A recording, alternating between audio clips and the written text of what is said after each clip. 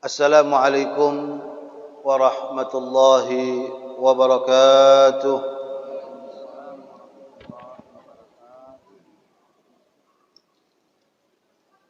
Bismillah walhamdulillah. Wassalatu wassalamu ala Rasulillah Sayyidina wa maulana Muhammad ibni Abdullah wa ala alihi wa sahbihi wa mawalah. Wala haula wala quwata illa billah, amma ba'd.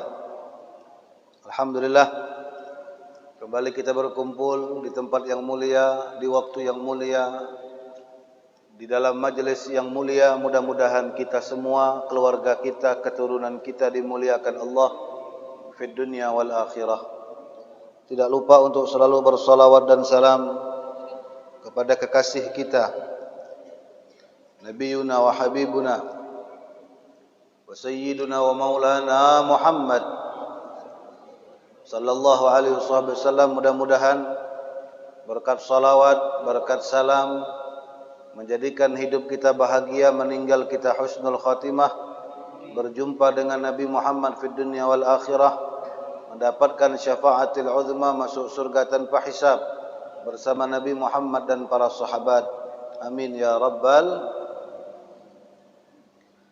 Qala al-musannif rahimahullahu ta'ala wa nafa'na bih wa bi'ulumihi wa bi'ulumikum fid darain amin. Ila an qal i'tina'uhu binadhafati baitihi wa masjidihi sallallahu alaihi wa sahbihi wasallam.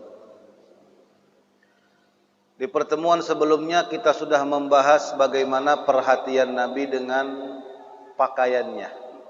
Ya. Intinya pakaian harus bersih, wangi. Bagaimana orang melihat kita itu ada harganya. Khususnya pergi ke tempat-tempat ibadah. Gunakan apa yang Allah berikan itu untuk bersyukur dengan memperbanyak ibadah. Pakaian adalah satu nikmat. Gunakan nikmat pakaian untuk menutup aurat kita dalam beribadah kepada Allah. Dan Rasulullah juga berpesan, jangan sampai pakaian kita itu meleret ke tanah. Jangan terlalu panjang. Nanti terkena najis, terkena kotoran, kita ke masjid sholat tidak sah. InsyaAllah akan kita bahas pada pertemuan kali ini i'tina'uhu binadhafati baitihi wa masjidihi. Bagaimana perhatian Nabi dengan kebersihan rumahnya dan masjidnya. Tiada henti Rasulullah mengajarkan kepada kita hidup bersih dan sekeliling kita ini bersih. Tempat-tempat kita bersih. Sekali lagi, innallaha jamil yuhibbul jamal.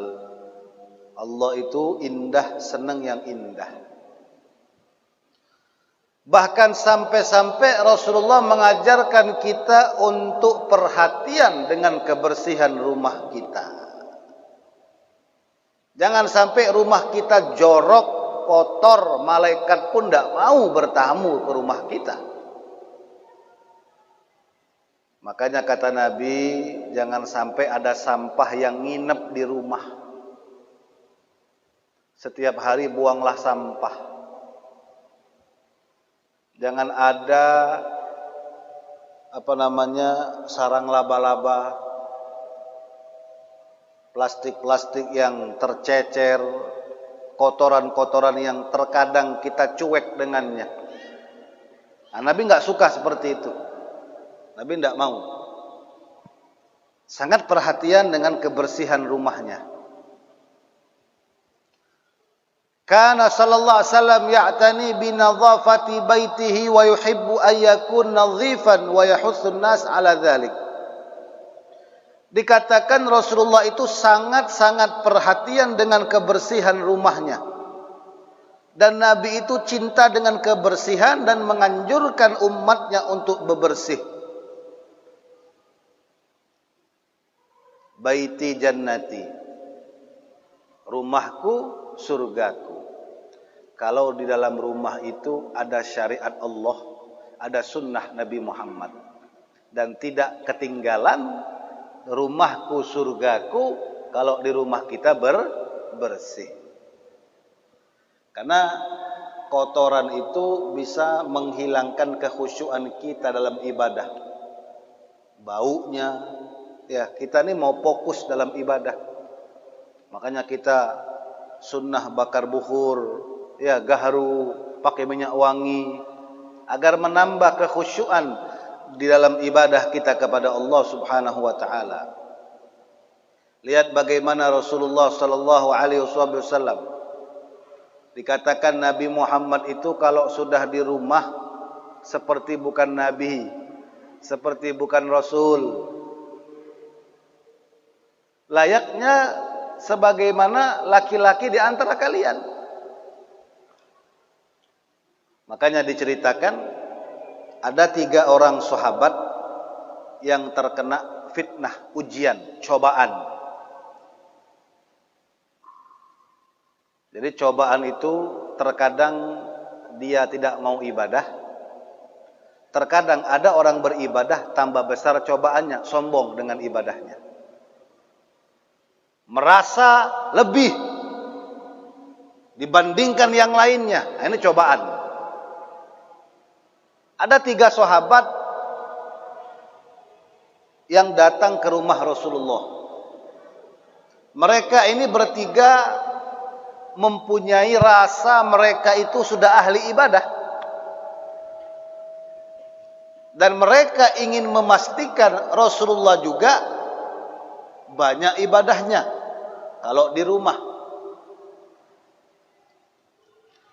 Maka mereka pun datang ke rumah Rasulullah. Assalamualaikum. Waalaikumsalam.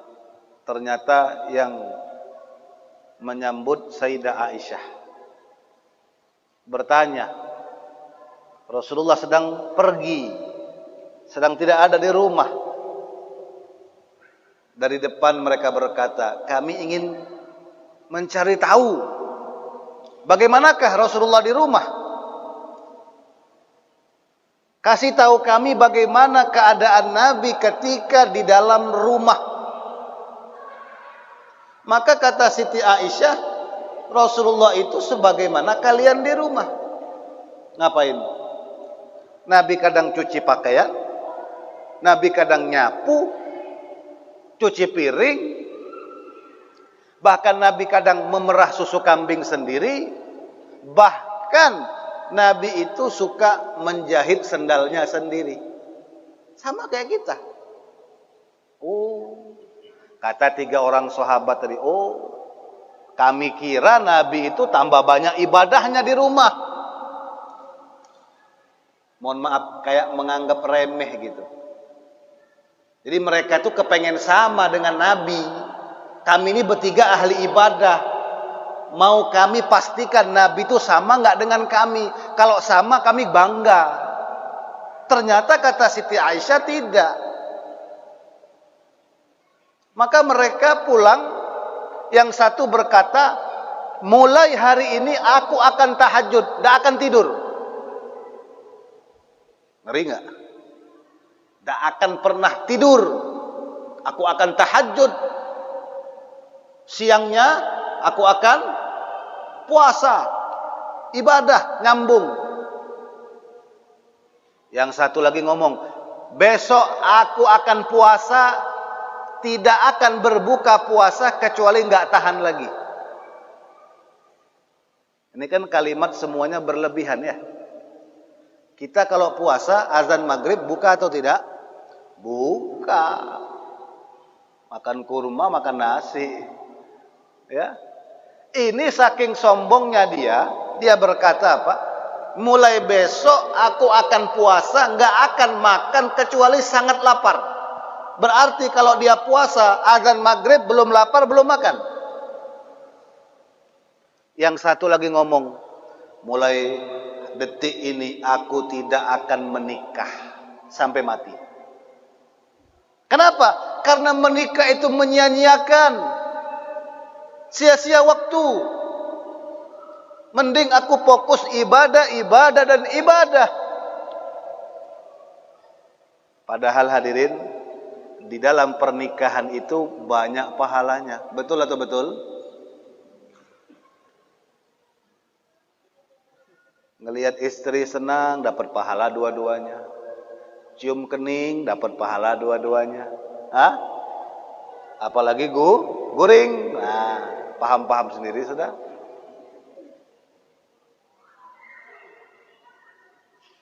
Subhanallah, 3 orang ini ceritanya sampai kepada Rasulullah.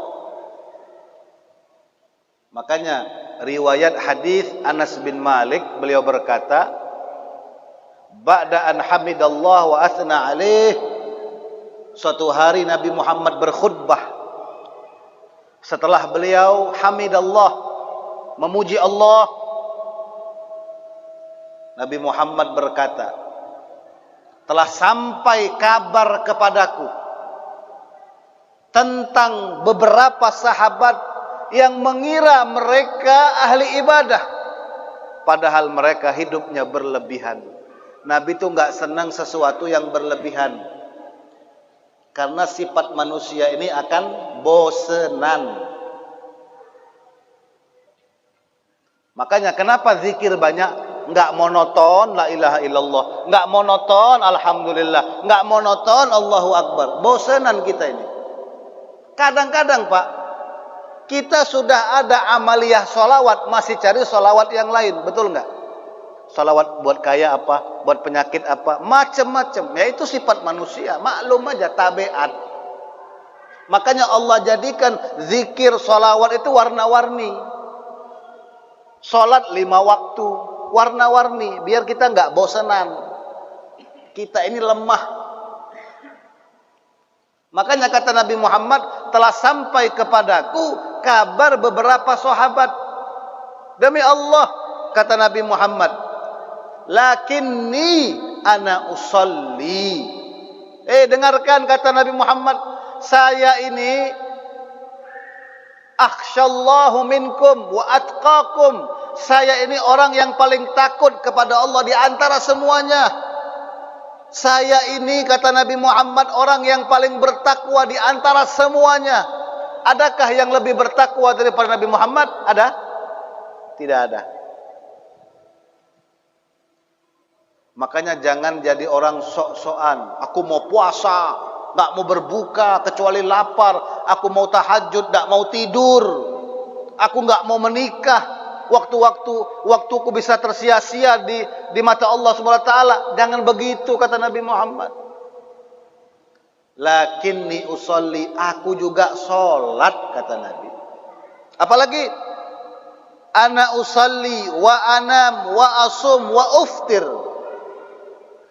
Saya salat tapi saya juga tidur. Menyinggung. Saya tidur, saya juga puasa. Ketika puasa, saya berbuka puasa. Enggak seperti kabar yang saya dengar. Bahkan wa atazawwajun nisa, aku juga menikah, kata Rasulullah. Jadi jangan sok-sokan hidup tuh. Makanya jadikan Nabi itu panutan segalanya. Ini berlebihan tapi salah. Nabi tidur, Nabi makan, Nabi dagang, Nabi menikah. Faman raghiba an sunnati falaysa minni. Orang yang tidak mengikuti sunnahku bukan daripada golonganku, kata Rasulullah. Makanya Rasulullah itu di rumah biasa. Layaknya kita di rumah, ma'asyul hadirin. Ada waktu keluarga, ada waktu ibadah, ada waktu dakwah. Ada. Disiplin diatur sama Nabi Muhammad sallallahu alaihi wasallam. Bahkan Nabi itu kalau di rumah jadi kuda-kudaan. Tahu kuda-kudaan? Hasan Husain. Bayangin, Nabi jadi kudanya. Hasan Husain naik. Nabi jalan.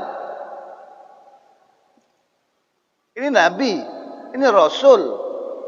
Manusia termulia dunia akhirat, kekasih Allah, yang namanya selalu bergandengan dengan nama Allah.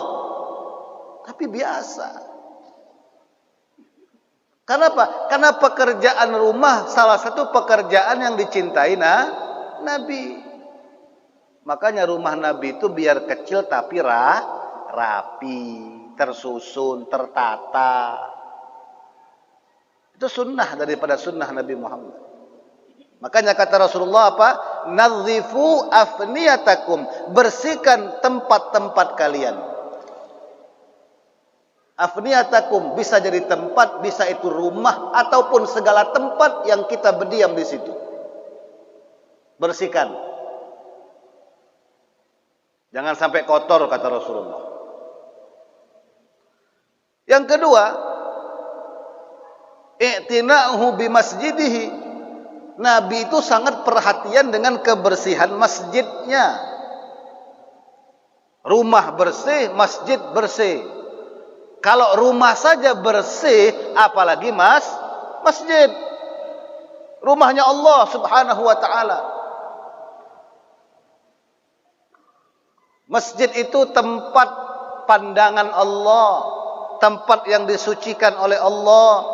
Makanya Nabi itu ya'tani binadhafatil masjid wa yahtam bidzalik. Nabi sangat perhatian dengan kebersihan masjid dan sangat memperhatikan dengan kebersihan masjid. Diperhatikan terus sama Nabi Muhammad. Bahkan tidak sampai di situ saja, wa yafrahu biman yaqum bihadhil muhimmah. Nabi bangga, Nabi senang kepada orang yang suka bersih-bersih masjid.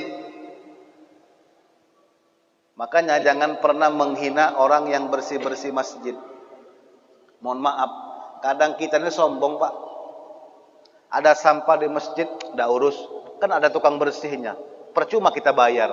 Rugi ente. Hah? Rugi. Masa iya pahala kita kasih orang?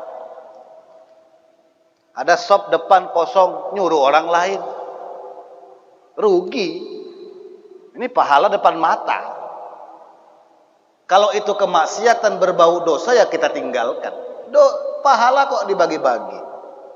Ketika kita mampu melakukannya, lakukan.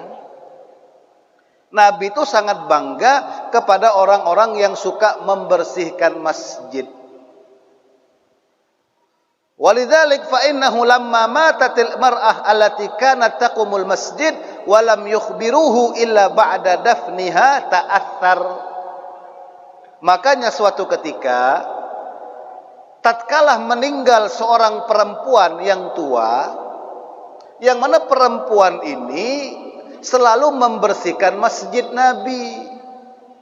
Jadi ada seorang ibu-ibu selalu membersihkan masjid.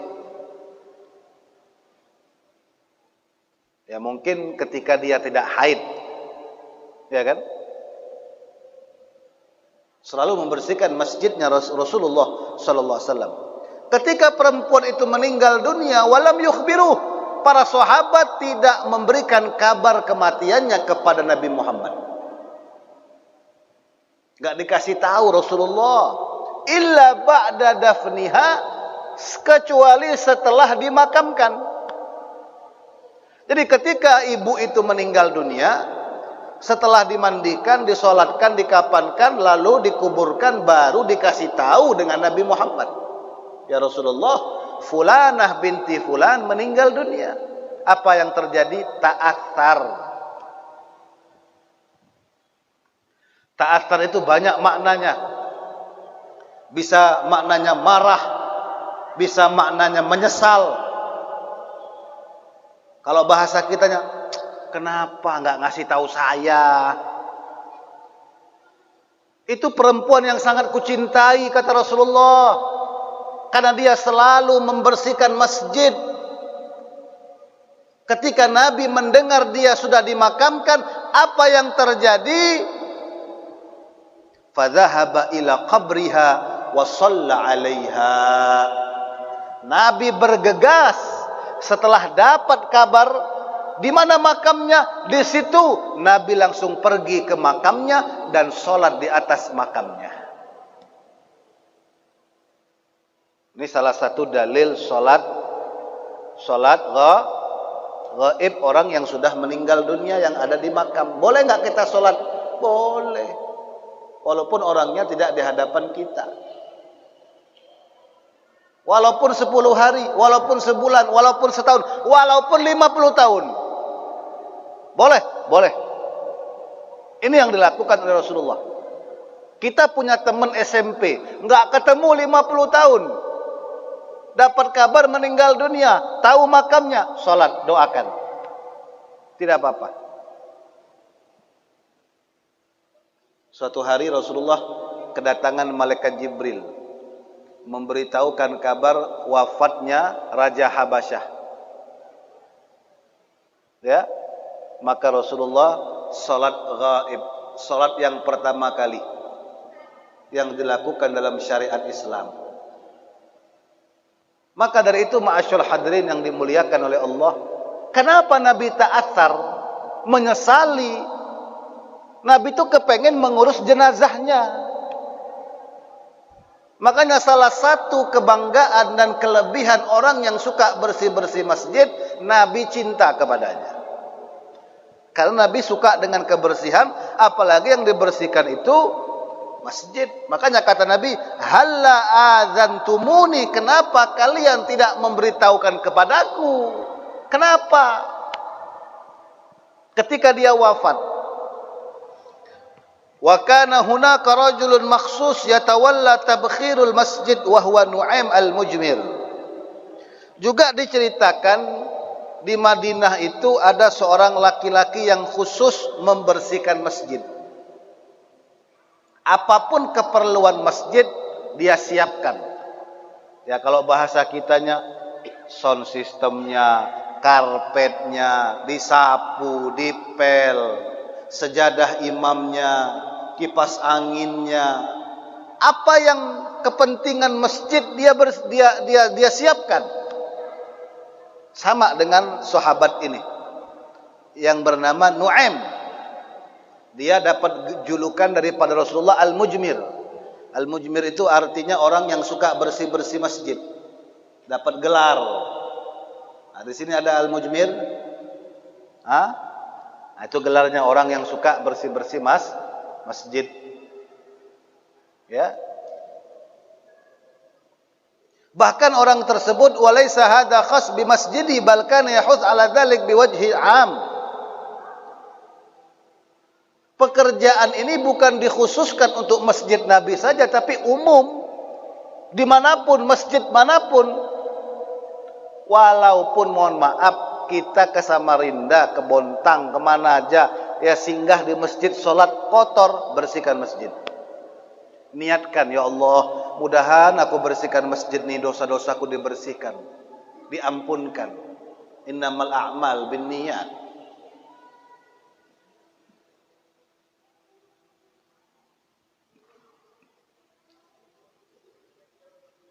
Makanya di hadis lain Rasulullah sallallahu alaihi wasallam mengatakan, amarna Rasulullah bi bina'il masajid fid duwar wa amarna an nanzifuha wa fi riwayah an natibuha. Di hadis lain, kami diperintahkan Nabi untuk membangun masjid. Jadi membangun masjid itu salah satu perintah Rasulullah. Bangunlah masjid. Kalau di Kalimantan Timur ini subhanallah, masjid di mana-mana, luar biasa. Datang beberapa orang sahabat miskin. Mereka berkata, ya Rasulullah, zahaba ahlud duthur bil ujur. Ya Rasul, Mereka yang kaya-kaya bawa pahala. Mereka yang mampu, yang hartanya banyak bawa pahala. Bagaimana nasib kami ya Rasulullah? Kenapa engkau berkata man bana masjidan banallahu lahu baitan fil jannah? Kata Nabi, barang siapa yang membangun masjid, Allah bangunkan istana di surga. Sedangkan kami makan pun susah, bagaimana mungkin mau bangun masjid? Apakah kami bisa dapat pahala yang sama? Istana di surga. Nabi tidak mengecilkan mereka. Bahkan Nabi Muhammad berkata apa? Man kanasa masjidan banallahu lahu baitan fil jannah. Jangan takut. Siapa yang menyapu masjid, bersih-bersih masjid, juga Allah bangunkan istana di surga. Alhamdulillah.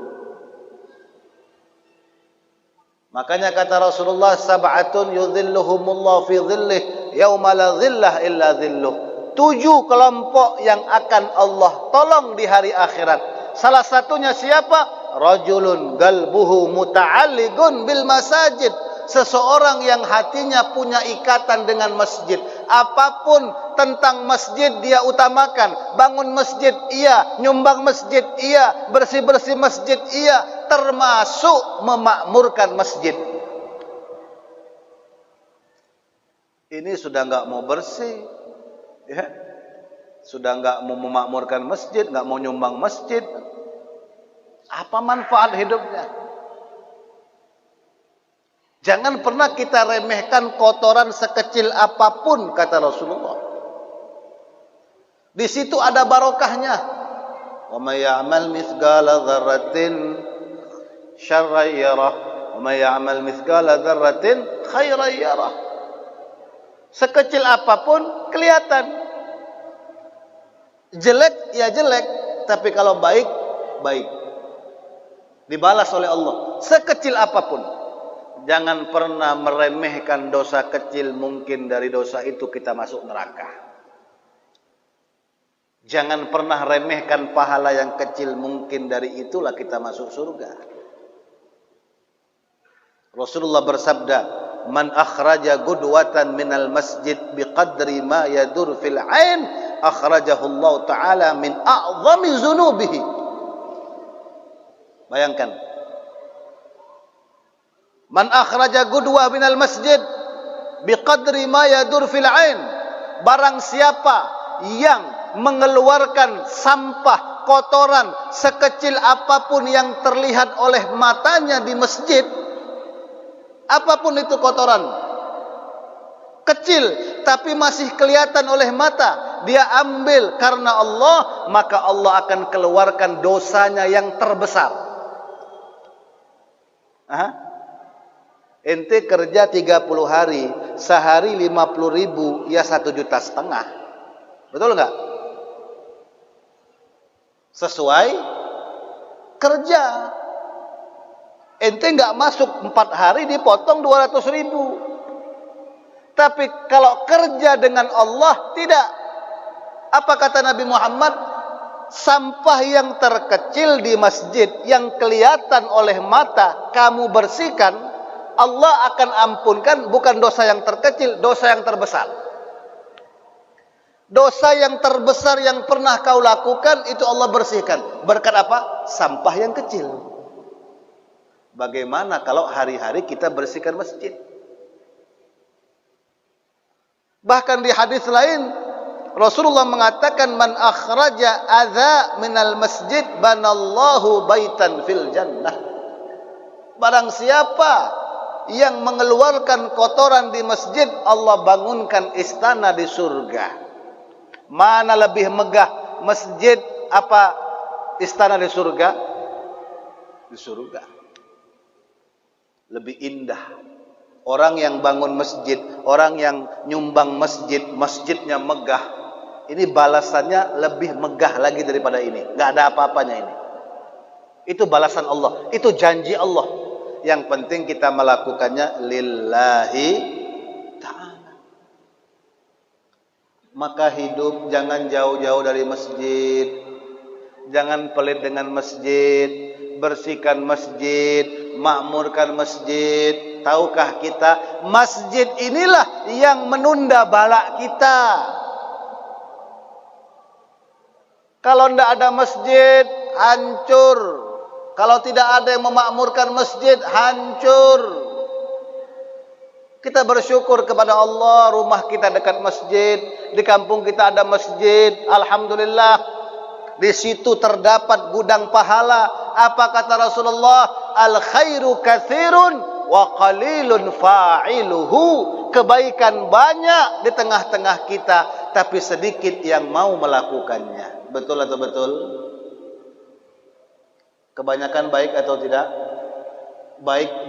Kebaikan banyak atau tidak? Banyak. Di diri kita ada kebaikan, di rumah kita ada, di masjid ada, di jalan ada, dimanapun ada kebaikan, ada nilai-nilai pahala. Tapi kata Nabi, qalilun fa'iluhu, sedikit yang mau mengerjakan kebaikan tersebut. Kenapa sedikit orang-orang yang mengerjakan kebaikan? Orang-orang yang hanya dipilih oleh Allah. Man yuridillahu bihi khairan yufaqihu fid din.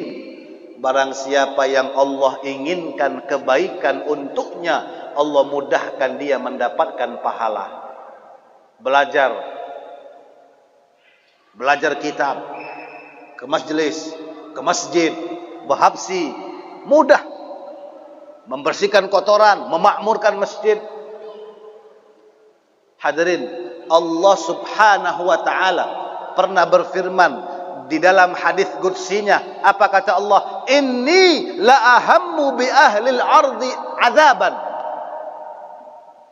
Allah udah gemes. Sesungguhnya aku, kata Allah, udah enggak tahan lagi sama penduduk bumi. Aku nih enggak tahan lagi mau memberikan mereka azab. Dari mana datang bala? Dari mana datang musibah? Dari tangan kita, hadirin. Dari perbuatan dosa kita. Aku sudah enggak tahan lagi, kata Allah, ingin menurunkan azab sebesar-besarnya kepada penduduk bumi. Tetapi, ada tapinya. Apa tapinya? Fa idza nadhartu ila ummar buyuti. Ketika aku melihat di muka bumi masih ada orang-orang yang memakmurkan rumahku, kata Allah. Masih ada. Allahu Akbar, Allahu Akbar, ke masjid. Alhamdulillah, masih ada. Kalau enggak ada sholat berjamaah, habis sekampungan dosa. Sampai masjid masih ada yang memakmurkan masjid. Sholat berjamaah, membersihkan masjid, menyumbang masjid, perhatian dengan masjid, masih ada. Masjidnya digunakan untuk pengajian, alhamdulillah. Ini salah satu syiar agama. Ketika aku melihat masih ada orang-orang yang memakmurkan rumah-rumahku, wal mutahabbina fiyya, dan aku melihat masih ada orang-orang yang saling cinta karenaku, berteman karena Allah. Jangan berteman karena harta, karena hawa nafsu, karena jabatan. Tidak ada arti. Bahkan kata Allah, wal mustaghfirina bil ashar. Aku masih melihat di muka bumi masih ada orang yang astaghfirullahalazim, astaghfirullahalazim, astaghfirullahalazim, astaghfirullah li wa li walidayya, astaghfirullahal mu'minin wal mu'minat, astaghfirullahal mu'minin wal mu'minat. Masih ada ulama, masih ada kiai, masih ada guru yang tahajud, yang bangun malam, yang menangis, yang memohon ampun untuknya, untuk orang tuanya, untuk umat Nabi Muhammad. Masih ada. Apa kata Allah Subhanahu wa taala? Saraftu azabi anhum. Maka aku batalkan, tak jadi. Azab itu tak jadi. Kalau tidak ada semua ini, tidak ada orang tua, tidak ada bayi yang menyusui, tidak ada binatang ternak, la sabba alaikumul azabu sabba, aku akan tuangkan azab sejadi-jadinya, sebesar-besarnya. Padahal yang kita hadapi ini azab yang besar. Tapi kalau di mata orang munafik kecil. Bayangkan bagaimana kalau Allah sudah menyebut yang lebih besar. Bala di tengah-tengah kita banyak. Virus itu tidak ada apa-apanya. Tempat perzinahan dilegalkan. Narkoba di mana-mana. Miras di mana-mana. Ghibah di mana-mana. Durhaka dengan orang tua di mana-mana. Ini bala. Musibah terbesar. Dosa yang paling cepat Allah turunkan azab bala, dosa kepada kedua orang tua. Tapi kita menganggapnya remeh, kita menganggapnya kecil. Kenapa? Karena iman kita masih sedikit, tipis, hampir tidak ada, ma'asyarul hadirin. Bayangkan bagaimana Allah memandang orang-orang yang memakmurkan masjid. Tidak jadi Allah batalkan azabnya. Alhamdulillah. Masjid kita besar, besarkan juga masjid kita. Apa dalamnya, isinya, syiarnya. Wa amara an takunal mutahhir yani amakin qada'il haja ala abwabiha hatta la yuwassikhun nas al masajid. Wa nahar rajul ayatanakham fil masjid wa akhbar anna tanzifal masjid hatta minal gadah wa hiya asghar syai'in yumkin ayatasawwar minal waskhi fihi ajrun kabir. Juga berikutnya Nabi Muhammad mengajarkan kalau kita bangun masjid, bersih masjid kita. Kalau mau lebih bersih lagi, usahakan WC-nya di luar masjid. Nah, kayak kita nih, bagus di belakang. Sehingga tidak bercampur dengan masjid, tidak mengotori masjid. Entah pintu samping, entah pintu belakang. Dan Nabi melarang kita berludah di masjid, haram. Sholat boleh nggak berludah? Boleh. Kalau takut ketelan najis atau ada darah. Tapi kalau di masjid haram. Kalau di lapangan boleh.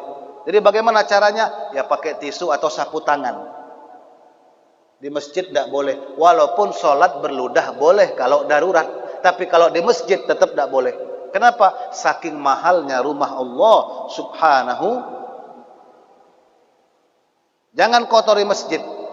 Ya, membersihkan masjid kotoran yang sekecil apapun fihi ajrun kabir. Ada pahala yang besar. Makanya sebelum saya tutup, dulu ada Badui. Tahu Badui? Tahu Badui? Orang kampung, orang gunung, turun ke Madinah, ke masjid Nabi. Masuk masjid kencing. Ini lebih parah lagi nih. Beludah aja nggak boleh. Ini kencing. Ya, kencing dia. Sahabat cabut pedang semua, mau dibunuh. Kata Nabi, jangan. Jangan dibunuh. Jangan diapa-apakan. Da'hu wa sya'nu. Biarkan dia selesaikan kencingnya. Selesaikan. Nabi bawa air, Nabi siram. Subhanallah. Lihat akhlak Nabi Muhammad. Rahmatan lil alamin. Tak marah Nabi Muhammad. Pertama dia orang gunung. Orang gunung gak ada etika. Ya kalau orang handil ini orang Masya Allah semua. Kalau ada kencing di masjid digebukin sekampung ini. Ini orang gunung. Kata Nabi biarkan. Teruskan. Kencing. Teruskan. Nabi bawa ember, bawa air, bawa gayung. Nabi yang siram. Nabi yang bersihkan. Kenapa dibiarkan sama Nabi? Kalau ente mengganggunya, kencingnya kemana-mana. Betul nggak? Nabi cerdas. Orang lagi kencing, ente marah-marahin, dia takut, dia lari. Akhirnya kencingnya kemana-mana. Tercecer. Jadi biarkan dia kencing satu tempat, enak bersihkannya. Dan Nabi tidak malu membersihkan kencing seorang Badui. Akhlak. Yang kedua, Nabi memandang ini rumah Allah. Gak pakai suruh-suruh hadirin. Nabi sendiri. Makanya kita, kalau ngeliat ada sampah depan mata, kita cuek. Berarti mata kita ini banyak dosanya. Bersihkan. Biasanya apa? Itu nah, tempat aqua itu. Ya, cocopannya. Kadang ada. Yang lebih kita perhatikan lagi apa? Kalau ada bangkai binatang. Bangkai binatang kalau kena sholat tidak sah. Mohon diperhatikan panitia masjid, pengurus masjid, jangan sampai ada bangkai binatang. Bangkai binatang apa? Kebo, sapi. Bukan, semut. Jangan remehkan semut. Nyamuk, lalat. Kan banyak tuh. Kadang disengaja pas mau sujud ada semut, dia sujudkan mati, nempel, nggak sah sholatnya. Ada binatang yang dimaafkan di dalam air tapi tidak dimaafkan dalam sholat. Ya, kalau di air dimaafkan, kalau dalam sholat enggak. Ada ulama pakai imamah. Orang dulu kalau pakai imamah sebulan enggak lepas. Habis sholat ambil taruh, nanti mau sholat pakai lagi. Ketika mau dicuci, imamahnya dibuka, ada semutnya, ada bangkai semutnya, banyak. Dia kira-kira 1 bulan saya pakai, maka 1 bulan dia qadha sholatnya. Hati-hati. Dipeci, dikening, di kantong, atau pas lagi sujud, Allahu Akbar, sini. Bawa bangkai semut, tidak sah sholat kita. Perhatikan. Ya, bersihkan karpet kita, bersihkan masjid kita, jangan sampai ada kotoran, apalagi tai cicak. Iya, kalau kering enak bisa dibuang. Ya kalau tai cicaknya basah, pas sujud, ya pas angkat kepala daripada sujud jadi orang India ini, ada titik hitam. Rupanya apa? Tai cicak rupanya. Itulah pentingnya kita belajar dan membersihkan masjid. Maka mudah-mudahan kita memohon kepada Allah Subhanahu wa taala agar kita ini ditambah mahabbahnya kepada Allah, tambah takut kepada Allah, tambah berharap kepada Allah, tambah mahabbah dengan Nabi Muhammad, tambah cinta dengan perintah Allah, melakukan apa yang diperintahkan Allah, menjauhi apa yang dilarang oleh Allah. Ya Allah, makmurkan masjid kita dengan salat berjamaah, dengan pengajian, dengan kumandangan azan. Ya Allah, bersihkan masjid kita daripada kotoran-kotoran yang bisa mengganggu tidak sahnya salat kita. Bersihkan karpetnya, bersihkan lantainya, bersihkan dindingnya, niatkan lillahi ta'ala, niatkan menghapus segala dosa-dosa kita. Insya Allah kalau kita perhatian dengan rumahnya Allah, kita menjadi tamunya Allah, Allah akan melayani kita yang lebih daripada itu. Lebih daripada itu. Ketika kita bertamu, saya bertamu ke rumah Abah Haji Dirman, Masya Allah disambut, dikasih kopi, dikasih makan, luar biasa. Bayangkan kalau kita bertamu dengan Allah dan perhatian dengan rumahnya Allah Subhanahu wa taala. Allah kasih kita kebahagiaan dunia akhirat. Allah masukkan kita ke dalam surga bersama Nabi Muhammad sallallahu alaihi wasallam. Rabbi fanfa'na bi barakatihim wahdinal husna bi hurmatihim wa amitna fi tariqatihim wa mu'afat minal fitan ya rabbi bihim وبآلهم عجل بالنصر وبالفرج وصلى الله على سيد المرسلين والحمد لله رب العالمين تقبل الله منا